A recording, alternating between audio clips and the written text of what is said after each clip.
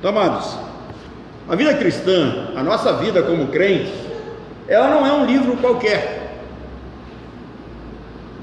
A vida cristã não é um livro qualquer, que você simplesmente vira a página e começa a viver um novo capítulo, como uma nova história, cheia de novas tramas, com muitos mistérios, com sonhos novos, projetos, planejamentos novos, e como se os personagens estivessem ao seu dispor, e que esses personagens também, eles estivessem vivendo de acordo com os seus objetivos. A vida cristã não é isso. Isso porque a maioria dos seres humanos, eles vivem dramas, enfrentam dificuldades. Para alguns a vida é dura, ela é madrasta, ela faz careta. Para alguns a vida não tem sentido. E não adianta virar a página simplesmente, sem que se resolva os problemas, sem que se trate as questões da alma, porque dizem os filósofos que os fantasmas do passado sempre voltam para nos atormentar. Aí teve um teólogo que disse que os pecados do passado sempre voltam para nos atormentar. E isso é uma verdade. Os pecados passados não resolvidos, não perdoados, eles sempre voltam. Observe que Davi disse: o meu pecado está sempre diante de mim. E ele era afligido. Então, para uns a vida é dura, para outros ela é tão dura, a dor é tão grande, tão intensa, que eles chegam a pensar em fechar o livro, anular as páginas e desistir da vida. Hebreus 12 nos mostra uma competição a qual nós fomos chamados a disputá-la, e sem que nós tivéssemos uma ingerência por certas situações que acontecem, porque elas foram determinadas por Deus. Nessa corrida há vitórias, há alegrias, com certeza, e na vida cristã eu tenho certeza absoluta que elas vêm com maior intensidade. Nós temos mais alegrias, nós temos mais vitórias do que derrotas e do que tristezas. E mesmo diante de todas as adversidades da vida, foi Deus quem nos chamou para correr essa carreira da vida cristã. Foi Ele quem nos colocou nesse mundo para passarmos por determinadas situações. O apóstolo Pedro vai dizer que, se necessário for, nós vamos ser contristados por várias provações. Ora, ser contristado por várias provações significa passar por momentos na vida dos quais eu não desejaria passar, mas eles foram colocados, estão diante de mim, são desafios a serem vividos, e nós somos colocados nessa vida cristã, nessa corrida da vida. Nós somos colocados para correr, para enfrentar essas situações, sem nos deixarmos afligir pelas circunstâncias, sem levarmos em consideração as derrotas e vivermos resistindo a traumas, a pancadas da vida ao longo desse rally santo dos quais todos nós estamos vivendo. É bom lembrar que quando Deus nos colocou neste mundo e nesta carreira, Ele não nos deixou só. Às vezes nós temos o hábito, e nós temos geralmente assim a pretensão ou a propensão de pensar que nós estamos sozinhos, de pensar que somos só nós que estamos vivendo certas situações. Algumas pessoas dizem assim: não, certas coisas só acontecem comigo. Parece a torcida do Botafogo, né? Não sei se nós temos aqui algum botafoguense, mas os botafoguenses dizem assim: tem coisas que só acontecem com o Botafogo. Mas isso não é verdade. Então Deus nos coloca nesse mundo e nós não estamos sozinhos, mesmo porque nós temos a assistência jurídica do Senhor Jesus Cristo. E aí os sábios vão dizer que quando o inimigo fizer qualquer acusação contra nós diante de Deus, Observem que Jesus, ele levou desse mundo marcas na sua fronte, da coroa de espinhos, ele levou marcas do seu lado vazado, mas a marca mais significativa está nas suas mãos. Ele vai mostrar diante de Deus as marcas dos cravos, as marcas da cruz, e ele vai dizer: olha, não aceita acusação contra este, porque este é um eleito teu, Pai. E aqui estão as provas de que eu morri por ele e que eu o resgatei. Então nós temos um assessor jurídico. Paulo nos deixa assim com a mente bem aliviada, quando escrevendo aos Romanos no capítulo 8, o pastor citou isso hoje pela manhã. Paulo diz assim: olha, quem tentará acusação contra os eleitos de Deus?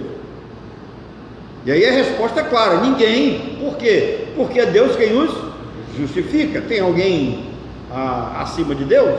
Claro que não.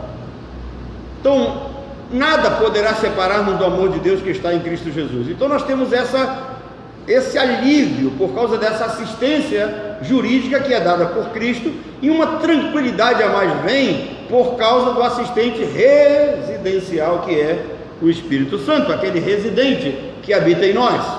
Então nós temos dois intercessores ao nosso favor. Agora, e mais, esse texto ele vem nos trazer 5 conselhos bem práticos para nós desempenharmos bem a nossa função como crente, corrermos bem essa carreira da vida cristã e começar a fazer uma reflexão da forma como vivemos o ano de 2019. Observe que o texto foi escrito para a igreja. Esse texto foi escrito para crente.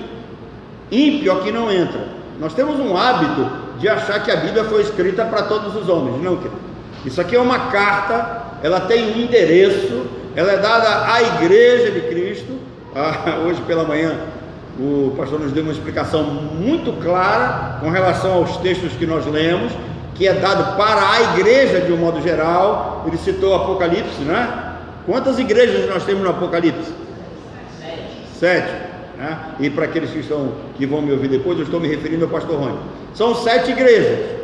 E aí começa falando ao anjo da igreja que está em Éfeso, em Pérgamo, em Esmirna, Sardes, Filadélfia, Tiatira, por aí vai, e Laodiceia. Cita as 7 igrejas, mas ao final ele diz assim: aquele que tem ouvidos para ouvir, ouça o que o Espírito diz às igrejas. Essas cartas têm então um destinatário. Quando você lê cada introdução, antes da saudação, né, de cada carta, você vai ver que ela tem um endereço. Então essas palavras são para crente, essas palavras não são para ímpios. Não tente colocar descrente aqui no meio, que não cabe.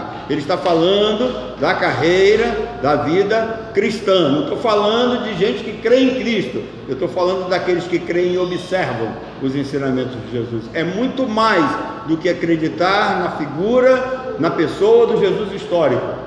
O pastor estava falando hoje pela manhã sobre a dificuldade que nós estamos tendo com relação aos seminários na formação de obreiros. A maioria dos seminários que têm reconhecimento do Ministério da Educação, eles têm que seguir uma grade curricular dada, fornecida pelo mesmo Ministério. Há matérias que são obrigatórias dar. E aí a gente tem filosofia, história da filosofia, sociologia, Bíblia, muito pouco. Então, os nossos seminários hoje estão formando mais profissionais para púlpito do que propriamente teólogos, pastores, pregadores do Evangelho. E com isso, nós estamos tendo uma superficialidade na questão da palavra e do ensino. O ensino é muito superficial, não é bíblico, não é aprofundado, não satisfaz a necessidade dos ouvintes. E com isso nós temos uma intenção de cada dia mais alargar a porta do reino. Qualquer um que se diz cristão, às vezes eu fico pensando como nós receberíamos aquele jovem rico, hein? Não é? Ele chegaria, não precisava nem rebatizar ele. Não precisava, né? Ele já chegava, cidadão do reino, sou obediente a papai e mamãe, cumpro os mandamentos, né? Eu sou o cara, a gente já vem para cá, meu irmão. E se ele falasse bonitinho, 6 meses depois ele estaria aqui na frente para ele. Por quê? Porque a porta do reino ela está sendo alargada a cada dia. Diferente do que disse Cristo, que a porta ela é estreita. Mas mesmo sendo estreita, eu e você, nós temos a responsabilidade de empurrar o maior número de pessoas possível. Então esse texto é para crente. Tanto é que alguns creem que foi Paulo que escreveu, e aqui eu quero citar um moço de Paulo, Tito. Tito é moço de Paulo. As palavras de Tito têm como cunho teológico, como pano de fundo, o ensinamento de Paulo. E aí Tito 2,14, se alguém quiser conferir aí, né, ele está falando de que Cristo veio a este mundo para os seus, para os escolhidos, para os santos. E aí ele diz, ele veio, 2,14, nos remir de toda a iniquidade e purificar para si mesmo um povo exclusivamente seu, zeloso de boas obras. Então presta atenção, o que Tito está dizendo? Que Cristo veio nos remir. Remir significa libertar mediante pagamento. Presta atenção, Cristo veio nos remir. Remir significa libertar por meio de pagamento. Então toma cuidado, porque aqui já começa a cair a ideia da perda da salvação. Quem prega a perda de salvação não conhece o significado da palavra remir. Nós éramos escravos da carne, do pecado, do mundo, do diabo, condenados ao inferno, e nós fomos remidos, quer dizer, nós fomos libertados mediante um pagamento. Que pagamento foi esse? Aí ele vai dizer, remir-nos de toda iniquidade e purificar. Como fomos perdoados? Como fomos purificados? Mediante o derramar do sangue de Jesus na cruz, que teologicamente tem o sentido de uma lavagem cerimonial. Então esse sangue que é derramado na cruz, simbolicamente, ele foi uma lavagem cerimonial por meio do sangue. Então, fomos remidos, houve o pagamento de um preço, purificados por meio do sangue, e nos tornamos propriedade. O que é propriedade? Você que tem casa própria, carro próprio, se dá para você entender o que é essa propriedade. Algo que foi adquirido, algo que foi comprado. Então, como propriedade, nós nos tornamos povo exclusivo de Deus. Para quê? Como é que nós vamos entender essa questão de um povo escolhido? Ora, escolhido, separado, comprado. E com um propósito. Deus fez isso conosco com um propósito. Com que propósito? De sermos zelosos de boas obras. Agora, para sermos zelosos é necessário entender com mais profundidade o que significa ser de fato cristão. Lembra do que Pedro disse? Raça eleita, nação santa, né? E aí ele termina dizendo uma coisa: sacerdócio real. Então, com o propósito de sermos zelosos, nós vamos ser zelosos como sacerdotes que praticam boas obras. Que boas obras são essas? Não tem nada a ver com caridade, tá? Não tem nada a ver com solidariedade. Essas boas obras têm a ver com o nosso trabalho no reino, no corpo de Cristo, que é a igreja. Então, é para esse grupo de pessoas, é para os crentes, para aqueles que foram remidos, aqueles que foram lavados, aqueles que foram comprados, aqueles que foram chamados, escolhidos para serem sacerdotes, para serem zelosos e de boas obras. Dentro desta questão do zelo, nós vamos encontrar 5 propostas em Hebreus capítulo 12, de 1 a 3, para que os crentes vençam a corrida da vida cristã, para que eles desempenhem bem esse período em que vamos passar aqui na terra. E aí, a primeira coisa que ele diz: observem a nuvem. Lembra da leitura? Nós temos que observar uma grande nuvem de testemunha que nos rodeia. Agora, nuvem é uma palavra hoje comum para alguns, né? o pessoal que trabalha aí na área de informática, o pessoal que mexe muito com o computador, né? O pessoal que gosta de guardar seus arquivos. Então, nuvem hoje é um termo moderno que indica armazenamento de dados. Agora, preste atenção como a Bíblia é um livro atual. Há quanto tempo isso foi escrito? Ele diz: observem uma grande nuvem de testemunha. Em outras palavras, observem essa nuvem que indica o armazenamento de dados de pessoas que passaram por essa vida, que enfrentaram essa carreira, que já venceram, que já estão na glória. E aí você parte daqui e você vai abrir a vida de homens como Sansão, como Jefté, fez aquele voto tolo, né? Homens como Davi. E a Bíblia é interessante, porque teve um dia aqui que eu preguei sobre a oração do ilustre Jabes, né? Foi o tema. E aí Jabes é um homem que ele só aparece num livro da Bíblia e 3 versículos apenas falam dele. Então a Bíblia tem esses detalhes, tem essas nuances. De alguns ela fala muito, de outros ela fala bem pouquinho.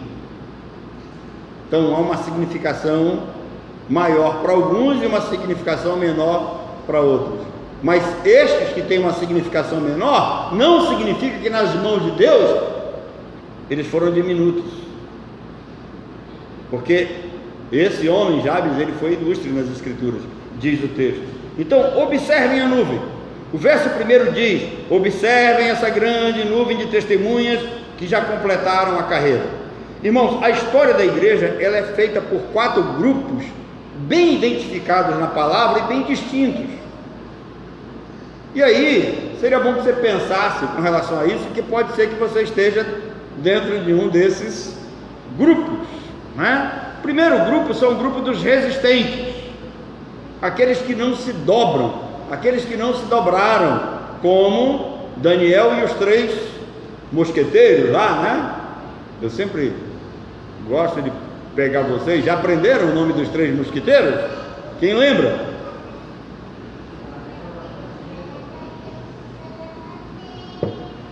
Parece-me que esse ano vocês aprenderam a ficar calados e não se comprometer. Só o Aldenir ali falou, né?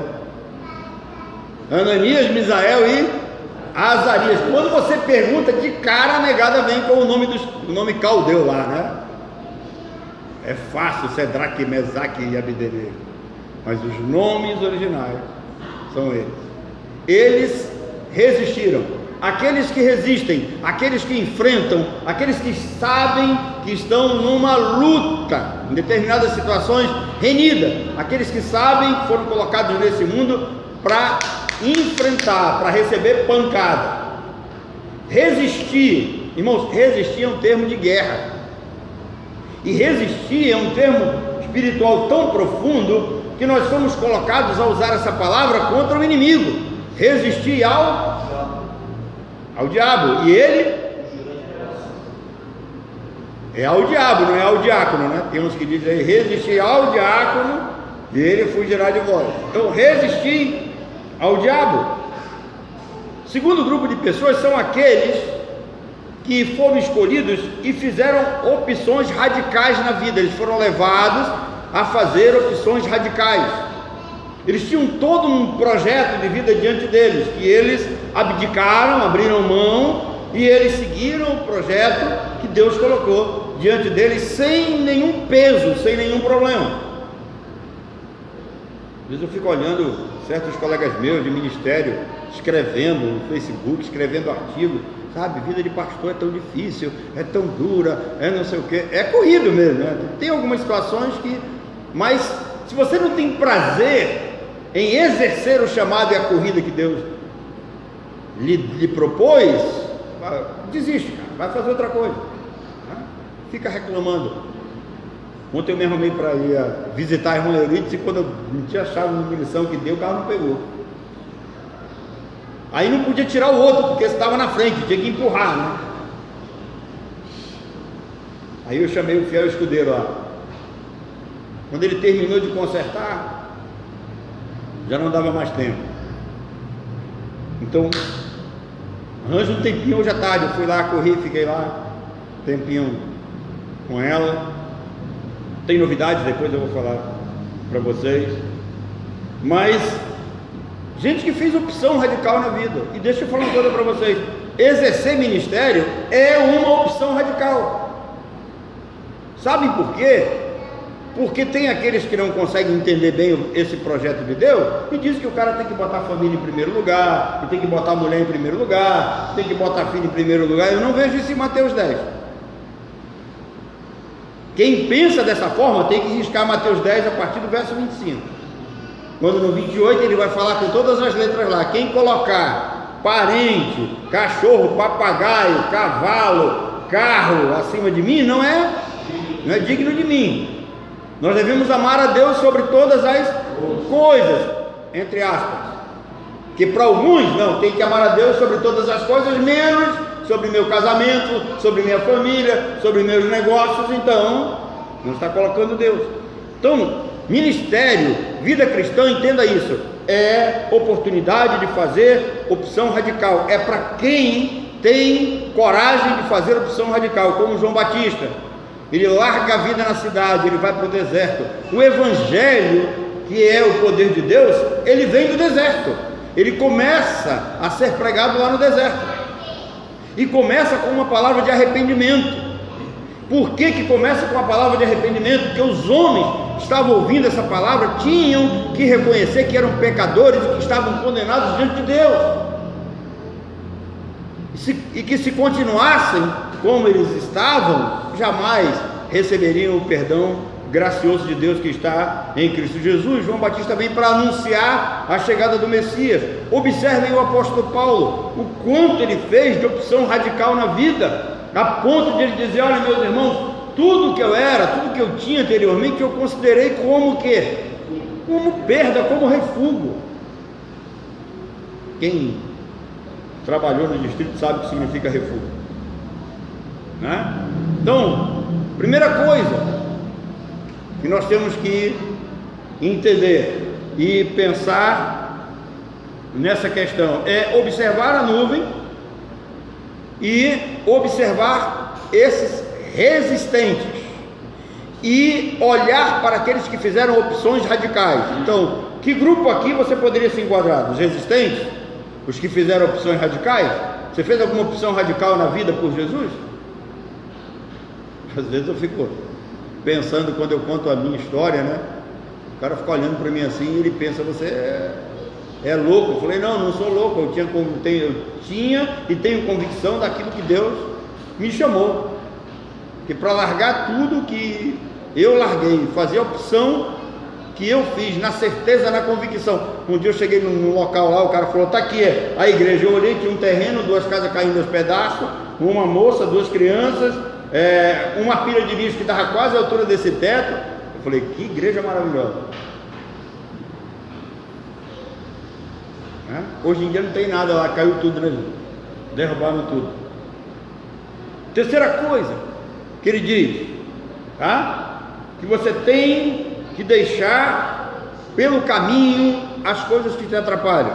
Nessa corrida ele diz: desembaraçando de todo o peso. Quer dizer, joga fora, se livra dessas coisas que atrapalham. E aqui Paulo está pensando como um atleta disciplinado. O crente, ele tem que ser como um atleta disciplinado. Faz tempo que eu deixei de ser atleta, tá? Bato a minha bolinha, faço os meus golzinhos de vez em quando, mas eu deixei de ser disciplinado. Mas ano novo, projeto novo. Eu espero final de 2020, se ainda estiver aqui, estar retinho aqui para mostrar para vocês. Desafio, anota aí, desafio. Pode anotar. Se tem uma das coisas mais difíceis do mundo, é fazer regime, né? Mas a Andresa me estimula a fazer isso. Eu olho para ela e eu vejo que é possível, né? Agora, grande parte disso, culpados são vocês, que aonde eu vou, vocês me dão comida. Tá? Mas Paulo está falando aqui como um atleta disciplinado. Ele diz, olha, joga fora aquilo que atrapalha. E aí nós temos que pensar no que diz as Escrituras, como pecados, certas leis, usos e costumes. Estava participando de uma conversa com o Xelia, e ele disse assim, ó, vocês, cristãos, é fácil a vida de vocês. Vocês não têm que guardar sábado, vocês podem comer carne de porco, vocês podem comer qualquer tipo de carne. E ele falou até uma coisa lá que é melhor não falar para vocês. Para nós não, é tudo proibido, tem alguma coisa a ver com sangue, ele falou. Para nós não, proibido. Então ser crente, gentil é fácil demais. Agora ser crente judeu, um grupo de judeus que eles creem em Jesus Cristo, mas eles mantêm ainda todo a questão das leis, dos usos e dos costumes judaicos, né? Então Paulo diz, olha, joga fora tudo isso, joga fora aquilo que atrapalha a sua relação e a sua corrida. E tem mais, irmãos, pensem nas falsas religiões hoje.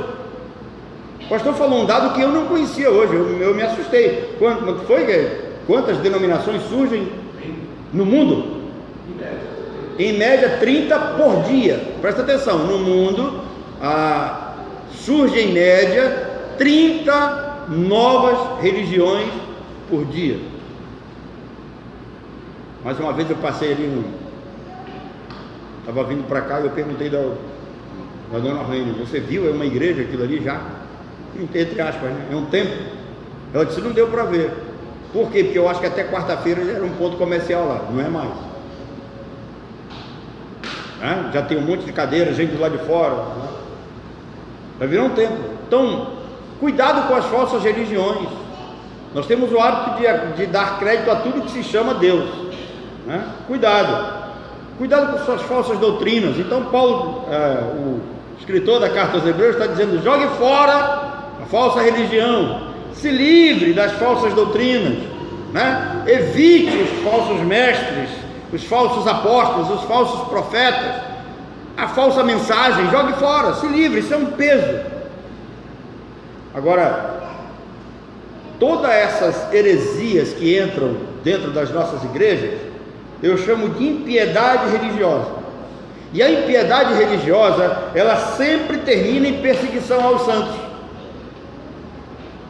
Observe, porque nós preservamos a sã doutrina, porque nós somos tradicionais, mantemos as tradições, nós somos chamados de loucos, de retrógrados, de atrasados, de gente que não quer o crescimento. Infelizmente, seguir a verdade tem esse preço de ser, de certa forma, perseguido. Por quê? Porque a impiedade religiosa sempre resulta em perseguição aos verdadeiros crentes.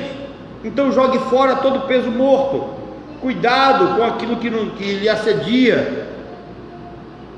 Terceira coisa, seja perseverante, seja persistente. Olha o que o texto diz, corram com perseverança. Nessa vida há tropeços, há escorregões, há quedas, mas não desista, vá em frente, prossiga. Lembra do que Paulo disse? Paulo disse, eu não vou parar, porque eu estou prosseguindo para o alvo. Irmãos, Paulo estava seguindo a Cristo de forma correta. Então não tem nada errado entre a relação dele com Cristo. O problema dele era na relação com o mundo e na relação com outros crentes. Por quê? Porque ele tem que romper com o mundo e ele tem que bater de frente com outros crentes que estavam andando desordenadamente. Mas isso não era um empecilho, não era razão para fazê-lo parar. Então ele diz, olha, eu prossigo para o alto, vou enfrentar isso aí. Interessante que, mesmo diante de toda a perseguição, de toda a dificuldade que Paulo passou com os coríntios, ele diz assim, eu ainda me gastarei e ainda me deixarei gastar por vós. Vou me dedicar a vocês. É diferente, em determinadas situações, quando nós enfrentamos adversidades, perseguições e problemas, a gente tem o hábito de desistir, de largar tudo. de ir embora. Paulo não, Paulo enfrenta, Paulo trabalha, Paulo muda, Paulo tem opções radicais ainda para fazer. Quando ele diz assim, eu fiz-me fraco para ganhar os fracos, né? E por aí vai. Ele está fazendo acertos na vida. Com Deus ele não tem problema nenhum, com Cristo está tudo certinho, mas com certos crentes e com o mundo ele tem que romper, ele tem que enfrentar, ele tem que ensinar, e aí ele tem que fazer uma abordagem. Abordagem é um termo marítimo, não sei se alguém já parou para pensar. Quando você viaja de barco, e que hoje a capitania dos portos vem para fazer a fiscalização, eles fazem uma abordagem, eles vêm pelo bom bordo, como dizem, e aí coloca bordo com bordo, é uma abordagem. E como é que Paulo faz isso? Paulo faz isso mediante a pregação do Evangelho e a exposição da sã doutrina. Ele faz uma abordagem, ensina, corrige, exorta. Então, seja perseverante, não desiste, corra de acordo com aquilo que está proposto diante de você. Quarta coisa, tenha um ponto de referência. Na vida é sempre bom nós termos um ponto de referência. E como é que o autor nos ensina a ter esse ponto de referência? Ele diz muito facilmente, é perceptível, muito fácil. Olhem para quem? Olhando para quem? Olhando para Jesus Cristo, que é autor e... Quando você ouvir alguém dizer assim, pegue a sua fé, chama ele de mentiroso, que a fé não é sua, a fé é dom de Deus. Essa fé tem um autor. Quem é o autor? Cristo. A origem vem dele. Ele não é só o autor, como ele é o consumador. Por que é o consumador? Que é aquele que doa, aquele que imputa, aquele que implanta a fé nos seus.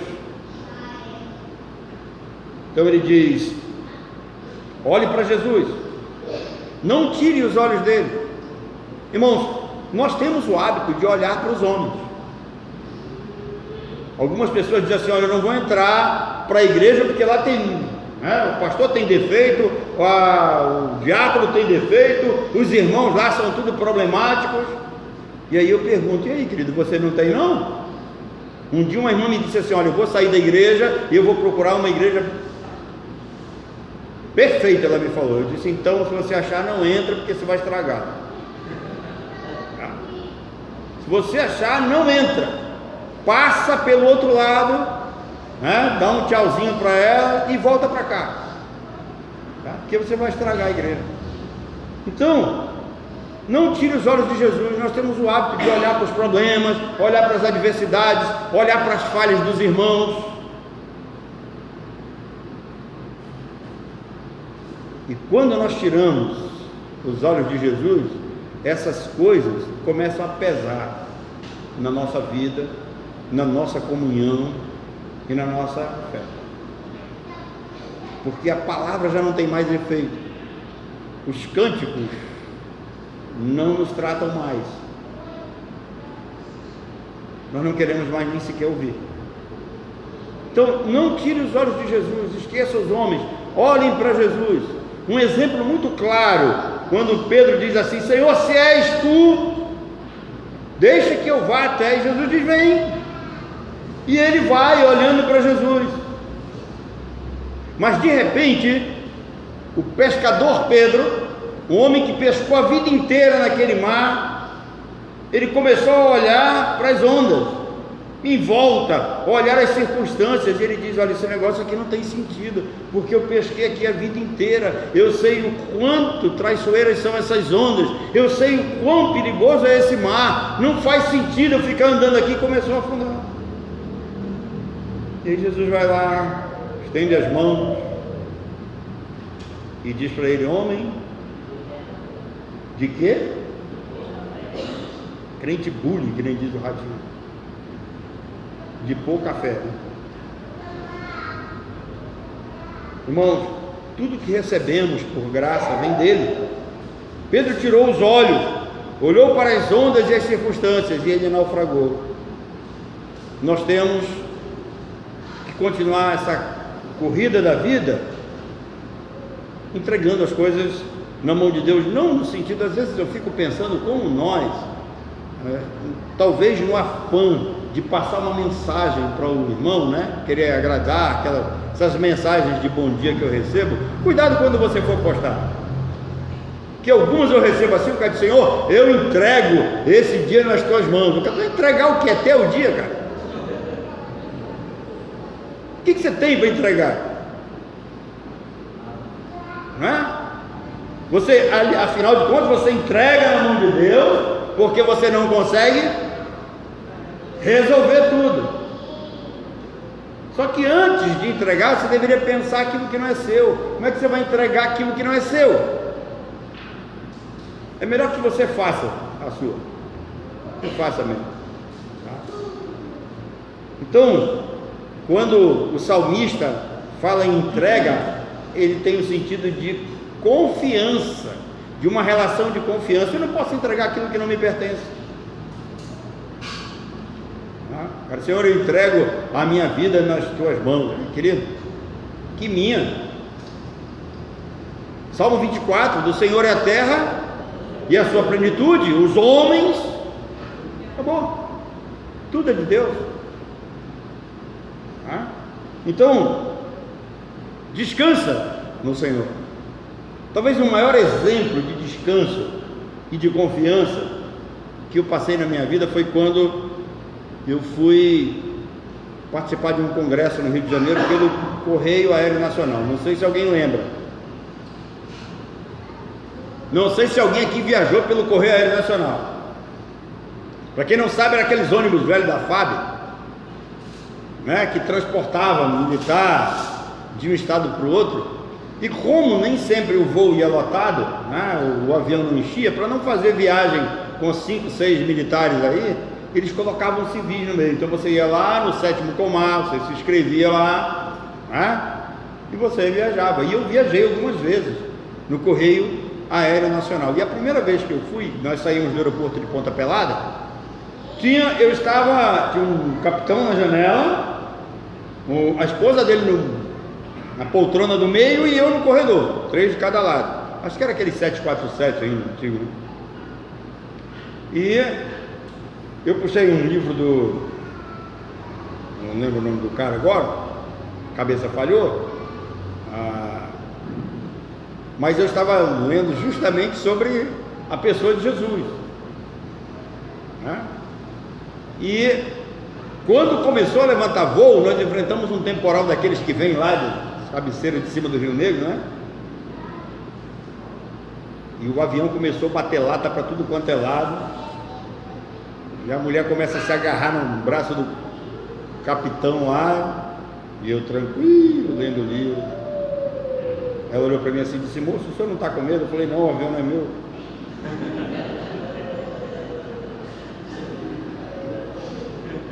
Lembrei o nome do cara, Joseph McDowell, autor de um livro titulado Mais que um Carpinteiro.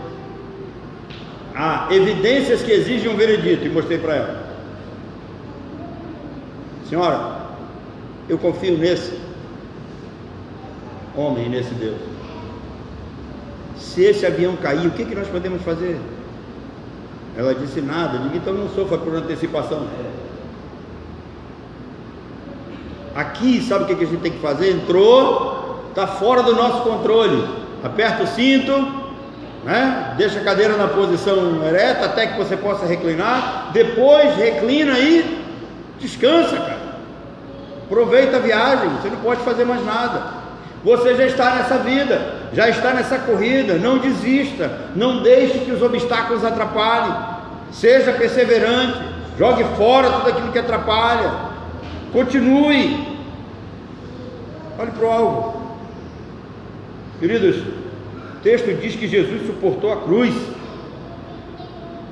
E por que ele suportou a cruz? Porque há um prêmio prometido para todos nós. Já pensou nisso? Há um prêmio que está prometido para todos nós. Cristo não trocou a alegria de conduzir os eleitos à glória celestial por uma vida sem cruz. Os crentes modernos querem uma vida cristã sem cruz, por isso que estão crendo no falso evangelho. Porque o Evangelho de Cristo é o Evangelho da cruz, é o Evangelho da desonra, é o Evangelho da humilhação, daquele que se fez maldição por nós. O que estava proposto para Cristo era a cruz. Desde cedo, ele começa a se identificar com os elementos que o afligiriam até a morte. Materiais de construção. Quando se olha para o carpinteiro, prego, madeira, martelo. A cruz, irmão, jamais foi imposta a um cidadão romano. Vocês já pararam para pensar nisso?